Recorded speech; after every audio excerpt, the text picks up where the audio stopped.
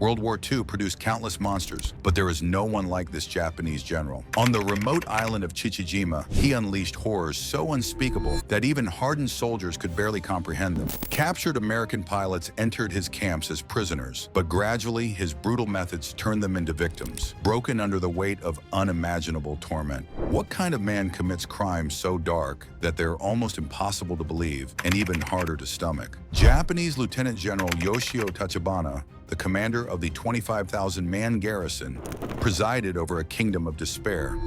With his supply lines cut and his men sentenced to certain death, he unleashed a reign of terror that forever marked his name in the darkest history of wartime atrocity. This is the story of the man they called the Ghost of Chichijima, and the day American pilots stopped being prisoners of war and became prey. Lieutenant General Yoshio Tachibana conducted systematic rituals of cannibalism. His orders made monsters of men. He commanded his officers to execute prisoners, dismember them, and consume their flesh. This wasn't about survival.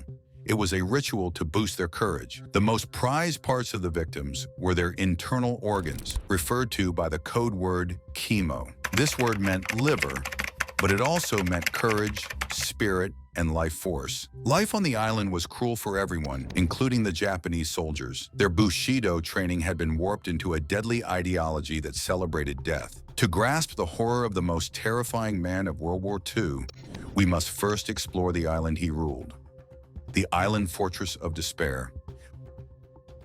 By late 1944, the Pacific War had decisively turned against Japan.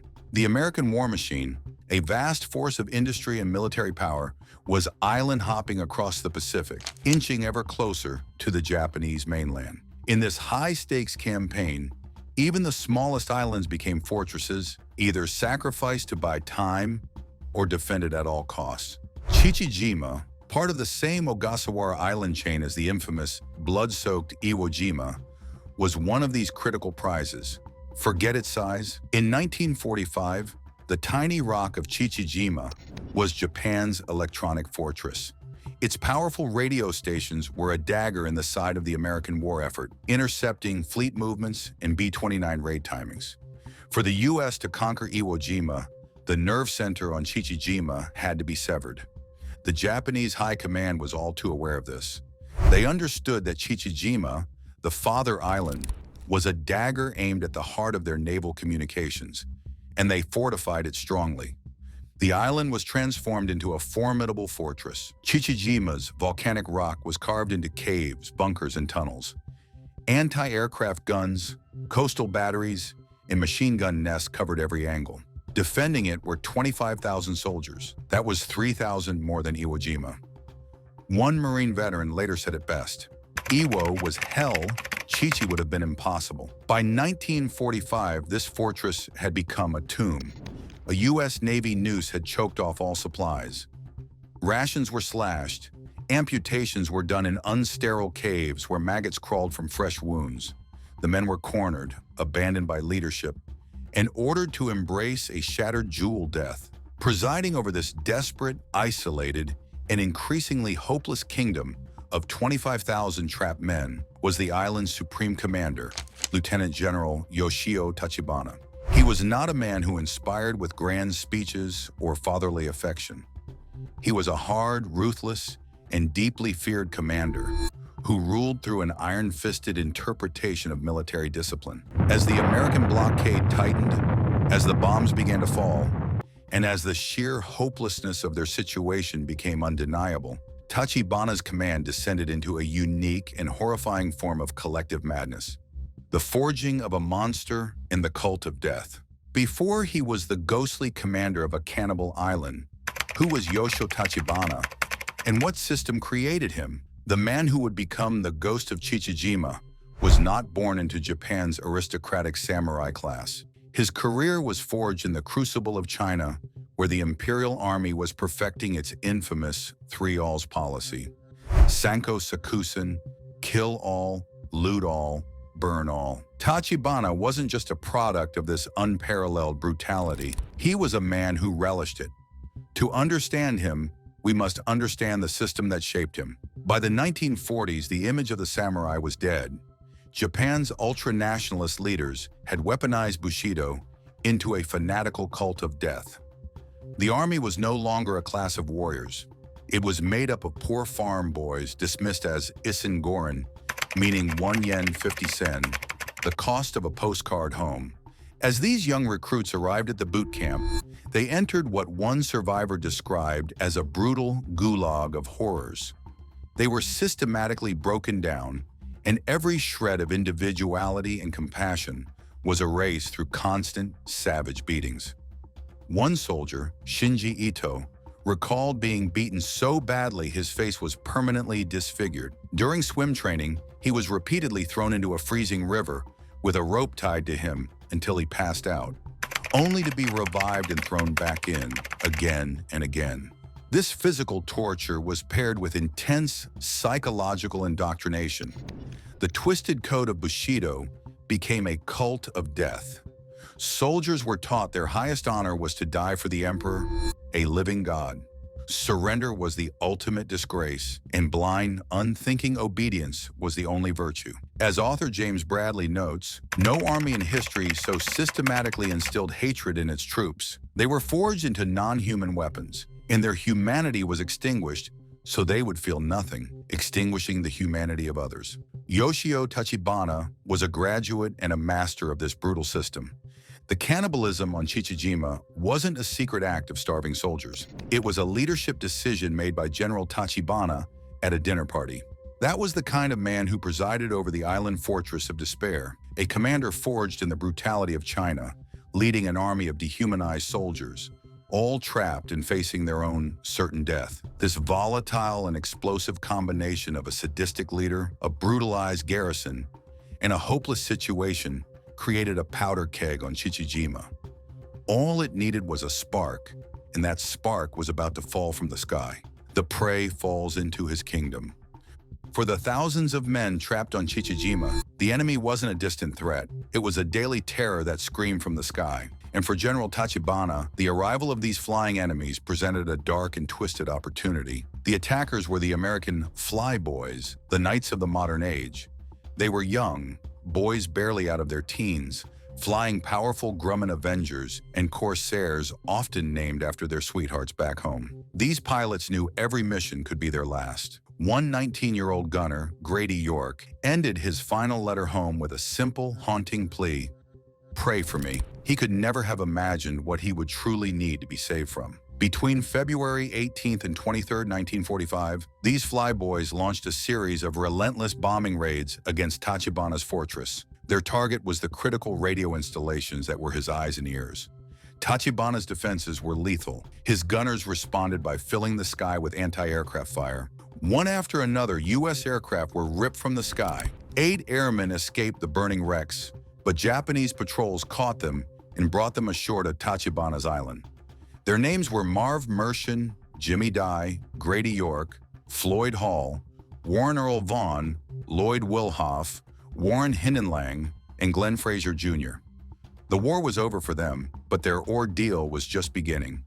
The captured men were immediately subjected to the fury of Tachibana's soldiers. They were bound, beaten, and, in some cases, tied to trees for days to be used as punching bags. For General Tachibana, the capture of these 8 men was more than a military victory. It was an opportunity to solve the problem of his garrison's plummeting morale. He needed a spectacle to reassert his absolute authority. The first ritual sacrifice was ordered. The youngest prisoner, 19-year-old radio man Marv Mershon, was chosen.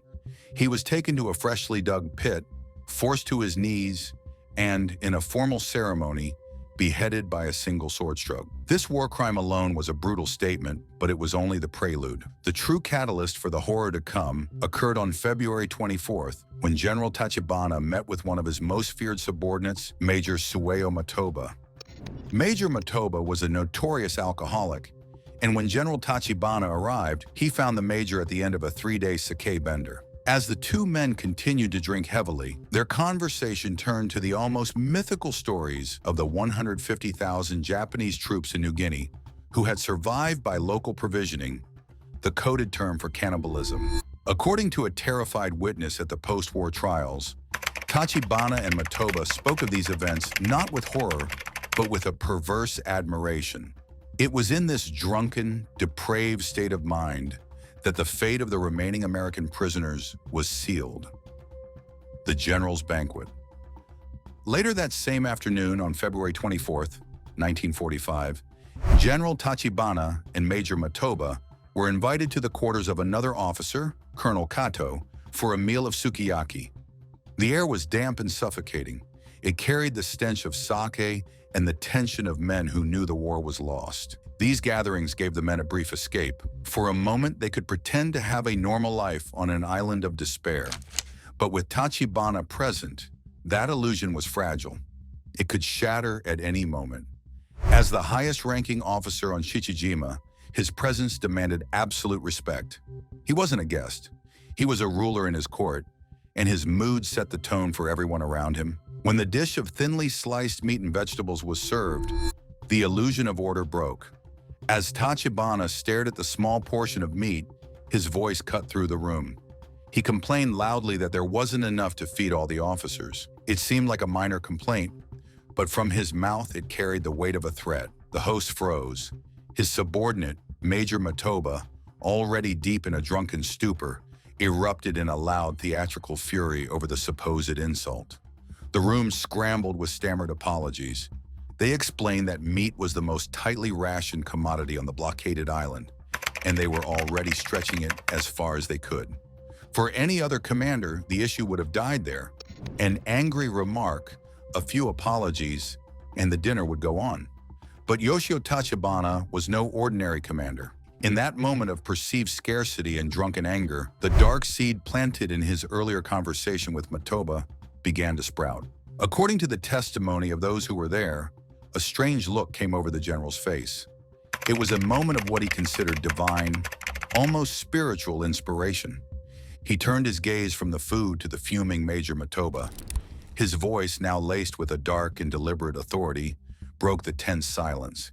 He asked Matoba about the execution and getting some meat. The room felt dead quiet. The implication was immediate, monstrous, and undeniable. Tachibana was not talking about their ration stores. He was talking about the body of 19-year-old Marv Mershon, the American radio man shot that very day and shoved into a shallow grave by the cemetery. Tachibana was proposing a solution to his dinner party problem that was so far beyond human decency. His request defied comprehension.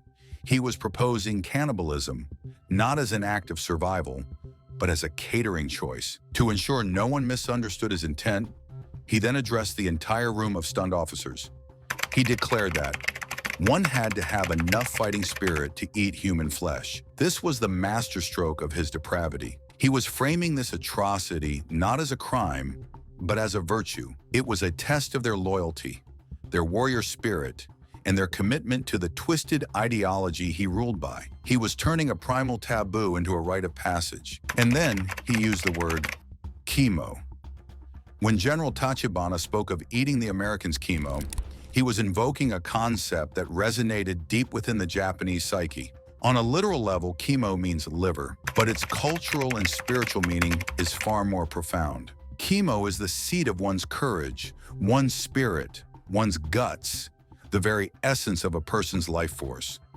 Acting on the direct inspiration of his general, Major Matoba seized the moment. Around 4:30 in the afternoon, he summoned his captain and gave him the direct and horrifying order: go to the cemetery, dig up the American, and cut the chemo from his body.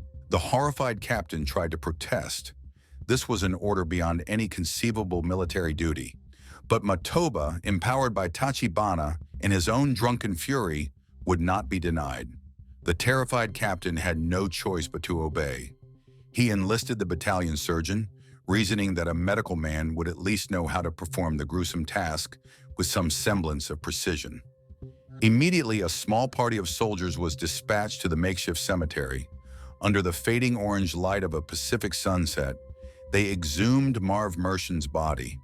Then the surgeon cut open the young American's corpse and removed his liver and a significant piece of flesh from his thigh.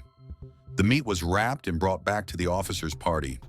The atmosphere was no longer festive. It was thick with a silent, suffocating dread. The human flesh was taken to the kitchens, where it was cooked in soy sauce and vegetables and then brought out, ready to be served.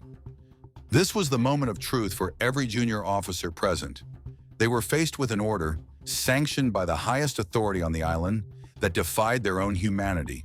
To refuse was an act of insubordination against a terrifying commander, punishable by a severe beating or worse.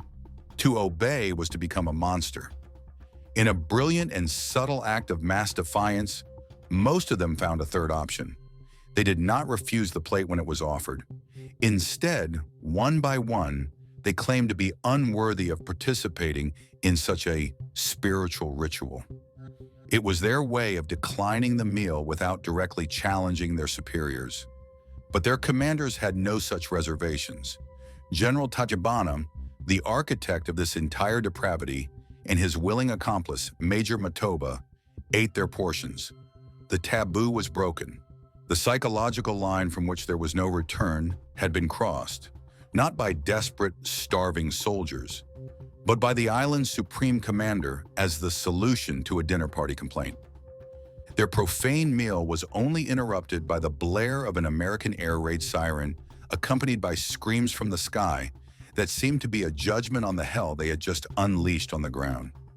The true horror of what General Tachibana had initiated was not in its chaotic, drunken origin, but in how quickly it became cold, calculated, and bureaucratic. This was not a one-time act of madness, it became policy. Among the records found after the war was an order from Major Matoba, issued on March 9, 1945. The battalion intends to consume the flesh of the American aviator, Lieutenant Hall. First Lieutenant Tomari is tasked with overseeing the rationing of this flesh. Cadet Sakabe is assigned to attend the execution and remove the liver and gallbladder. This document is one of the evils that General Tachibana had unleashed. It transformed an act of primal savagery into a routine military order. Rationing and assigned are words of logistics, not passion. They reveal how Tachibana's initial depraved inspiration had successfully permeated the command structure. A war crime became an administrative task.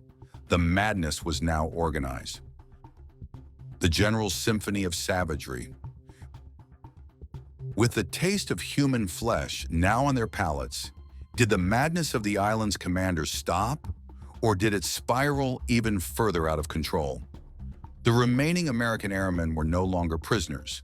They were a store of flesh and chemo for future feasts. Their lives hung on the whims of the island's high command. A few days after the first incident, the order was given for the next victim. Grady York, the 19-year-old gunner who had asked his family to pray for him. He was untied from the tree where he had been beaten and was marched to a clearing. There, he was tied to a telephone pole. Tachibana understood the power of ritualized vengeance, so he selected a group of soldiers whose comrades had been killed in the recent American bombing raids to serve as the execution squad. This was a deliberate act of psychological manipulation, as he turned their grief and rage into a tool of depravity.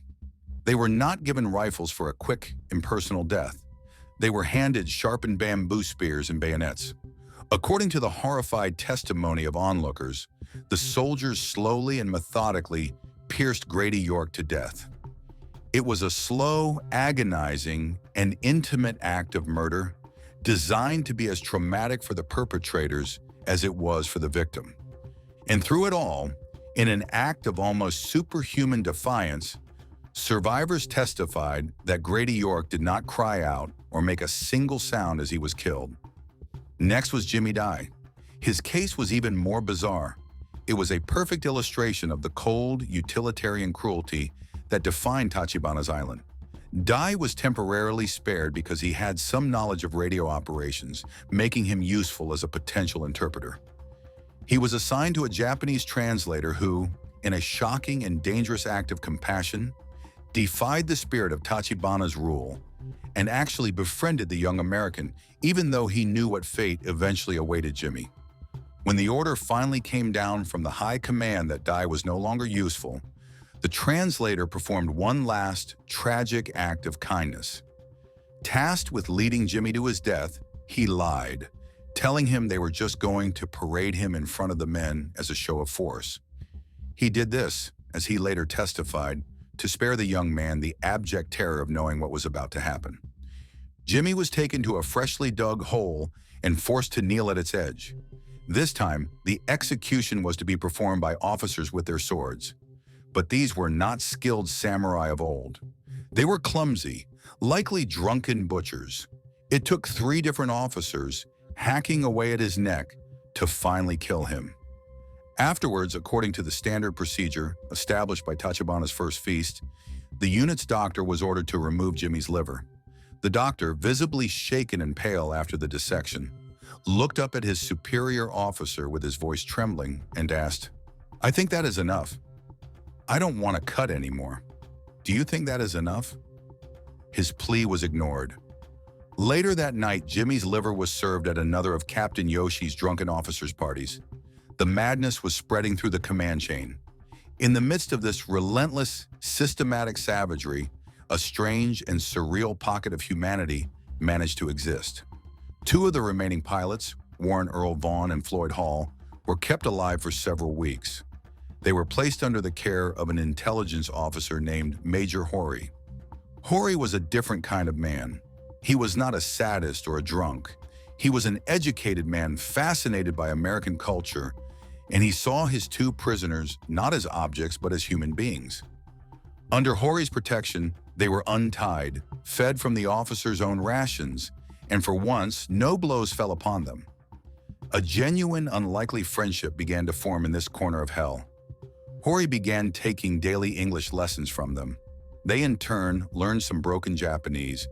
They taught him, in his own words, how to enter a nightclub, order drinks, and how to snuggle a honey on the dance floor. They attended parties with their captors, drinking sake and joking with the Japanese soldiers.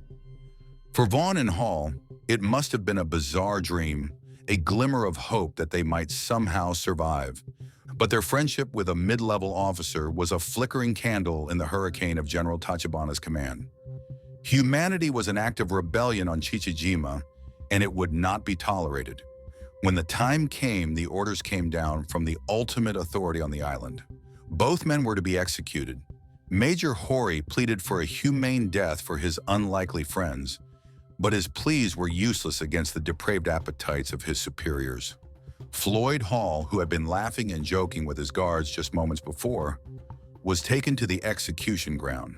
He was made to kneel, given a last glass of whiskey and a cigarette, blindfolded, and then beheaded. His liver and a portion of his thigh meat were immediately removed and taken for a feast for the high-ranking officers that night. The brief interlude of humanity was brutally extinguished by the unyielding savagery that flowed from the top of the command chain. 8 of the captured American airmen had been tortured, executed, and, in 5 of the cases, cannibalized in a series of horrific rituals personally instigated and sanctioned by General Yoshio Tachibana. He had successfully transformed his island fortress into a butcher shop and his officer corps into a cannibal cult. The official records were clear. 9 airmen had been shot down, but only 8 were accounted for on the island.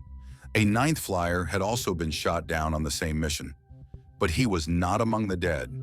Who was he, and how in the world did he escape a fate that completely consumed his comrades? The Ghost's Reckoning. That 9th man was a 20-year-old pilot whose bomber was shot down on the September 2nd, 1944. He bailed out into the vast Pacific, injured and terrified, only 4 miles from Tachibana's island fortress. As he clung to a small life raft, the currents began to pull him toward the shore. He could see Japanese patrol boats launching from the beach, coming for him.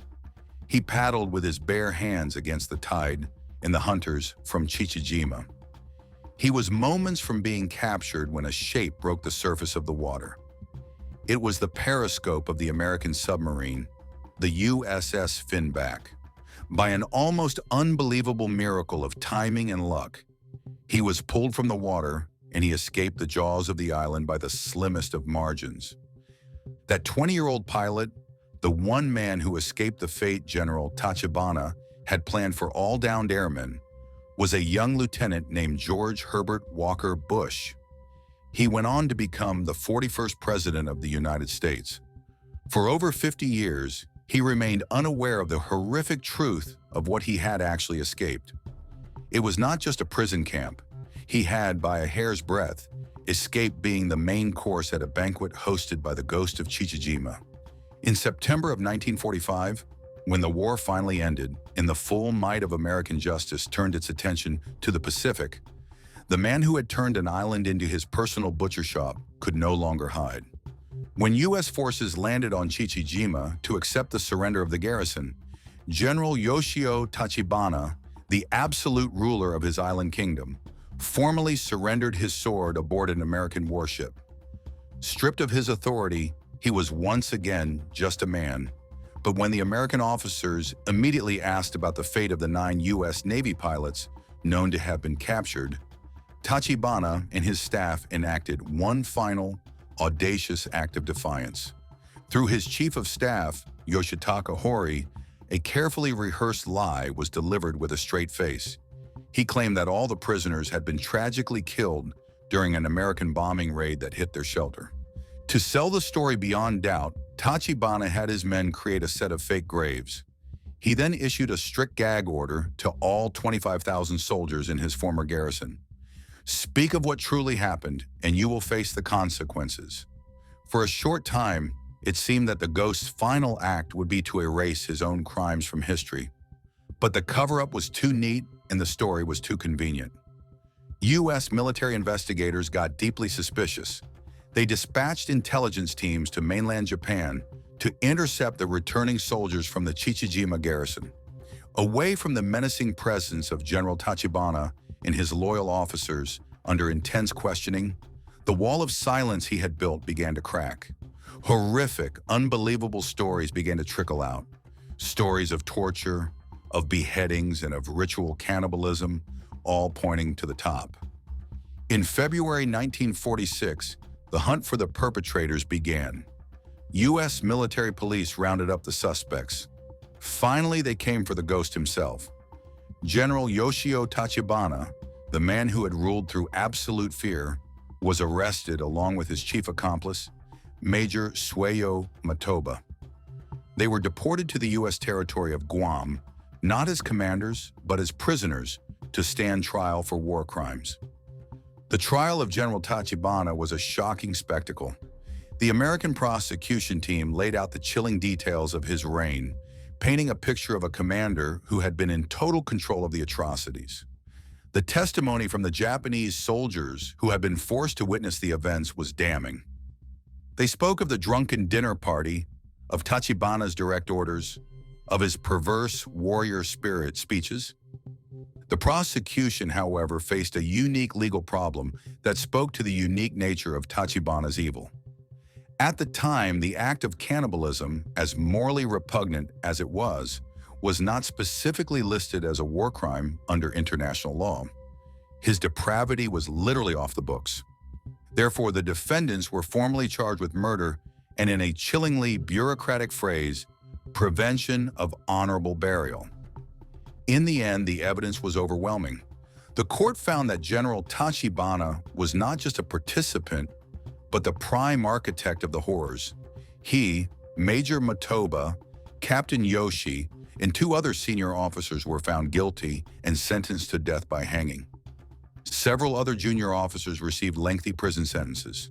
In September of 1947, Yoshio Tachibana was executed on Guam and buried in an unmarked grave. But the story of his evil has one final dark chapter.